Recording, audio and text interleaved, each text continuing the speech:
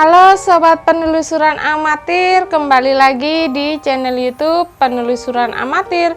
Jangan lupa buat kalian yang baru bergabung, silakan pencet tombol subscribe, like, share, dan juga komen. Tonton video penelusuran amatir sampai habis, jangan di skip, jangan dicepetin ya videonya. Tonton video penelusuran amatir sampai habis. Oke, buat teman-teman sobat penelusuran amatir, di sini aku sebagai host, nama aku Ayu dan bersama spirit doll aku gitu. Kalau ini spirit doll punya customer ya.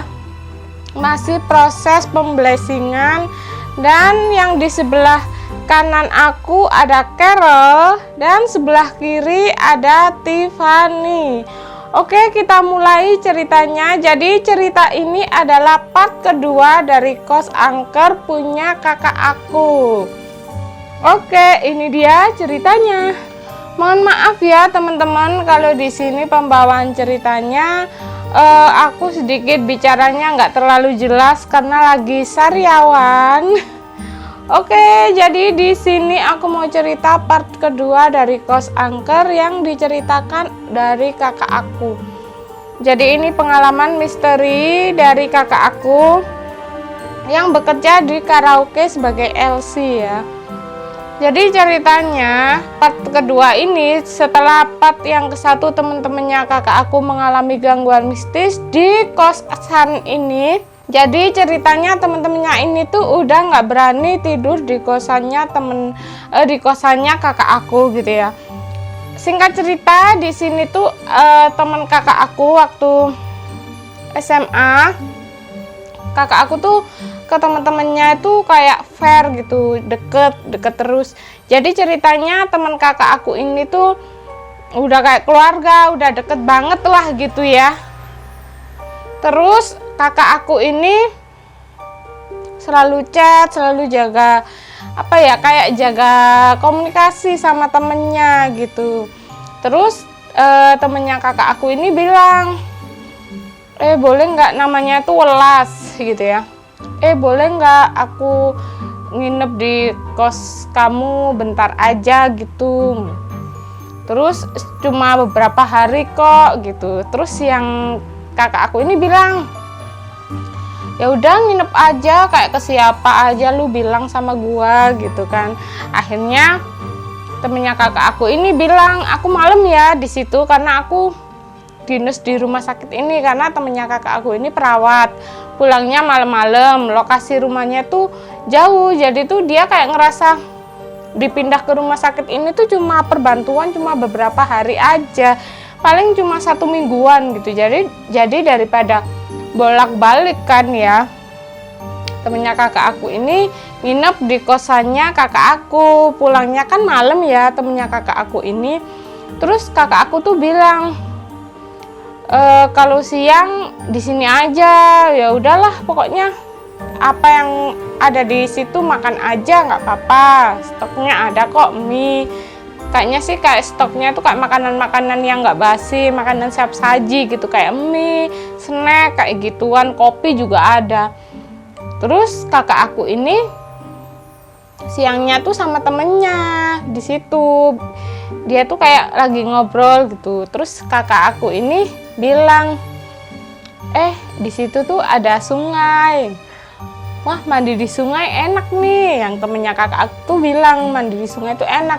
Akhirnya mereka nggak jadi mandi tuh karena ada cowoknya kan. Di sini di sebelah sini ada cowok, sebelah sini cewek kan, ada penutupnya. Terus temennya kakak aku, nggak mau, takut kayak gitu. Akhirnya balik lagi ke kos itu tadi. Mereka makan tuh bikin mie yuk, akhirnya bikin mie di dapur.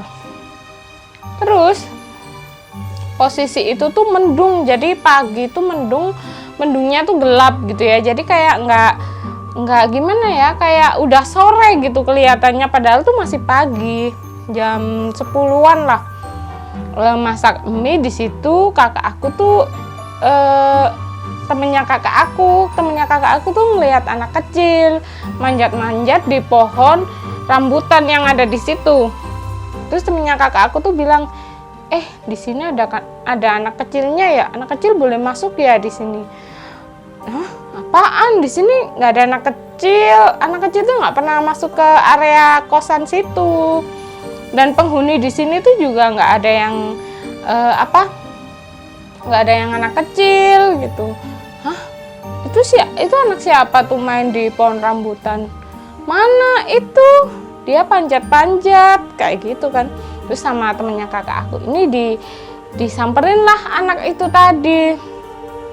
Terus temennya kakak aku bilang, kamu ngapain?